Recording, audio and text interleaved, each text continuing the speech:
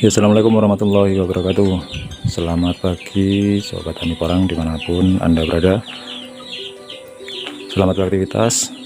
Semoga kita selalu dalam keadaan sehat, dalam lindungan Tuhan Yang Maha Esa, dan selalu diberi kelancaran dalam segala aktivitas kita. Amin amin ya rabbal alamin.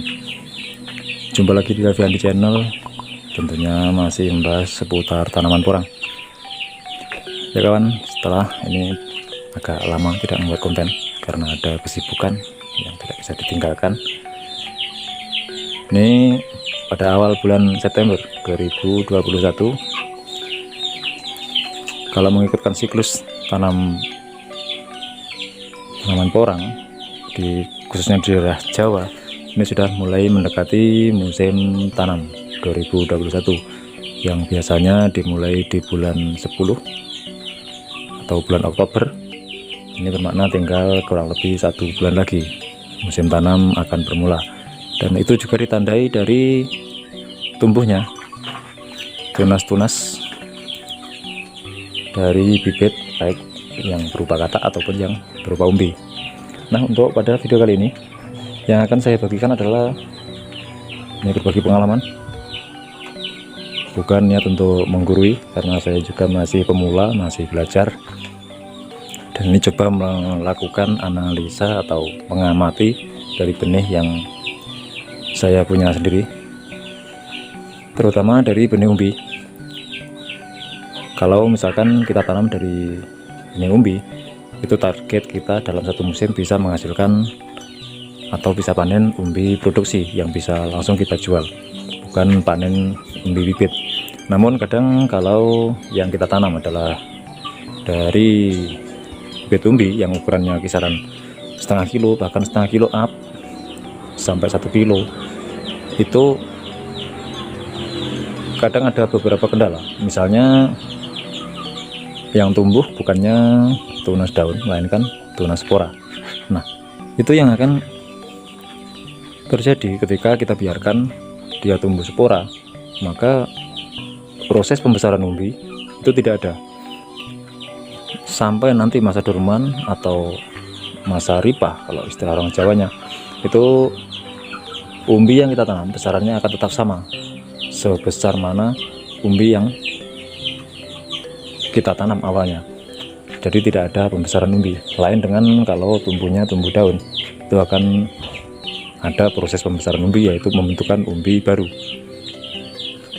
Nah, untuk itu cara mengatasinya yaitu kita matikan tunas yang bakal tumbuh menjadi tunas spora jika kita menginginkan pembesaran umbi. Dan untuk mengenali dari ciri-ciri bibit yang akan mengeluarkan tunas spora atau calon tunas spora, itu ada beberapa cara. Kalau misalkan sudah agak panjang seperti ini, kisaran 5-10 cm atau bahkan lebih, itu agak mudah. Yang pertama cukup kita pencet, kalau dia terasa keras itu bermakna calon spora. Tapi kalau yang kita pencet itu terasa lunak, itu selalunya akan tumbuh daun. Nah, kemudian kalau yang masih pendek seperti ini, itu bisa kita amati atau bisa kita bedakan. Yang pertama dari ciri-ciri fisiknya, ketika masih sepanjang 1 atau 2 cm itu memang agak sulit, tapi ada ciri fisik yang bisa kita kenali atau kita bisa lihat dari ciri fisiknya.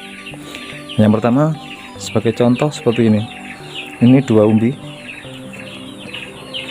ini berbeda. Ini yang satu bentuknya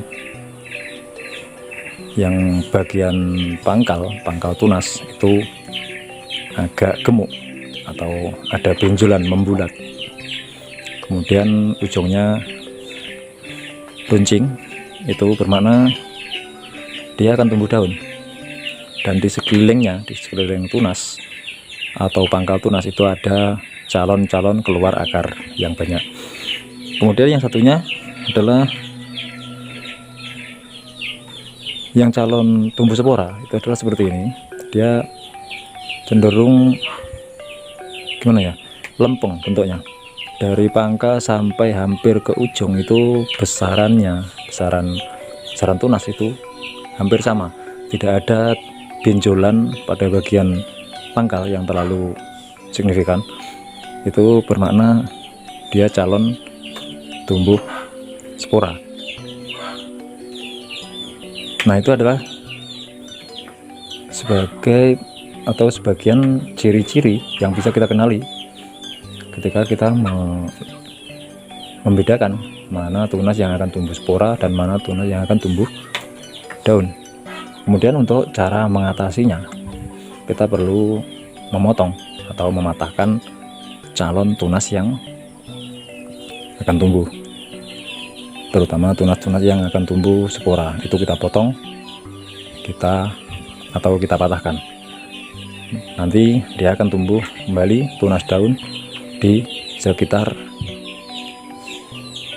bekas potongan atau bekas yang kita patahkan itu. Kemudian cara yang kedua adalah dengan cara membelah. Kalau kita masih ragu untuk memotongnya, ragu apakah ini daun ataukah ini spora, buat yang masih ragu, bisa dilakukan pembelahan umbi dengan cara membelah tepat pada tengah-tengah mata tunas. Dan ketika mata tunas itu sudah terbelah, maka dia akan mati dan nanti akan tumbuh tunas daun.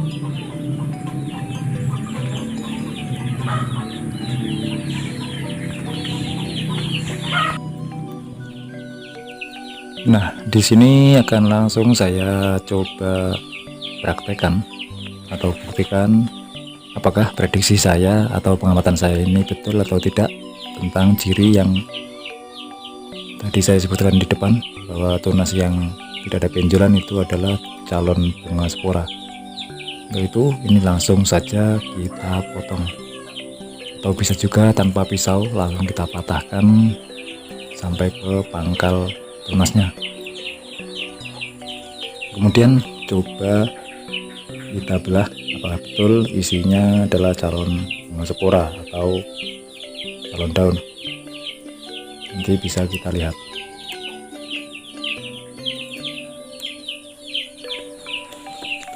Tuh, jatuh. Nah, ini meskipun masih sangat kecil, karena ini besarannya baru sebesar batang sapu lidi, panjangnya baru sekitar 1,5 cm. Tapi di sini sudah kelihatan cukup jelas kalau ini adalah calon bunga spora. Ini ada calon bintik-bintik yang akan menjadi biji bunga spora. Sudah nampak cukup jelas.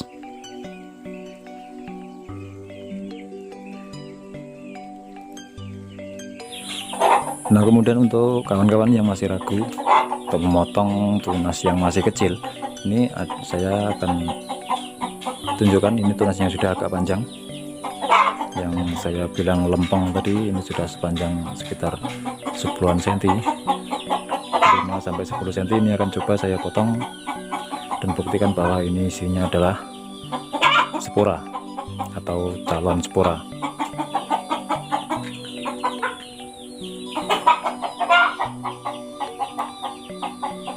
Nah, seperti ini sudah terlihat jelas sekali bahwa ini adalah bakal calon spora.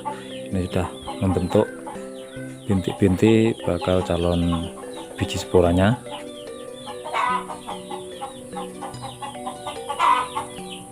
Untuk itu, untuk kawan-kawan yang mau mencoba untuk potong yang masih pendek, bisa dicoba yang masih pendek dengan tadi ciri-ciri seperti yang saya sebutkan di awal.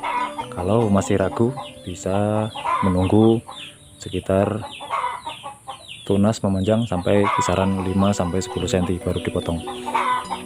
Kemudian ini ada juga yang saya simpan. Ini yang saya bilang tadi bawahnya ada benjolan, ini menyerupai calon umbi. Ini saya simpan dan nanti akan saya tunjukkan hasilnya setelah beberapa hari ketika sudah mendekati musim tanam itu akan nampak lebih signifikan perbedaannya atau ciri-cirinya kalau dia akan tunas daun, yaitu nanti pasti akan mengeluarkan akar yang lebih banyak daripada tunas yang calon tumbuh spora. Kemudian ada satu hal yang perlu diperhatikan kalau sampai kita terlambat untuk memotongnya ketika tunas bunga sudah mekar atau sudah menjulang tinggi baru kita potong, itu akan berisiko akan mengalami gagal tumbuh dan akan baru mau tumbuh di musim yang akan datang. Ya, itu mungkin sedikit berbagi dari saya. Sekali lagi bukan niat untuk menggurui, hanya sekedar berbagi pengalaman. Semoga bermanfaat buat sobat-sobat tani, khususnya yang masih pemula seperti saya. Ya, kurang lebihnya saya mohon maaf, dan jika video ini bermanfaat bisa di-share, dan yang belum subscribe mohon dukungannya dengan cara like dan juga subscribe ke channel saya. Tetap semangat dan salam sukses untuk semua tani porang di seluruh Nusantara. Assalamualaikum warahmatullahi wabarakatuh.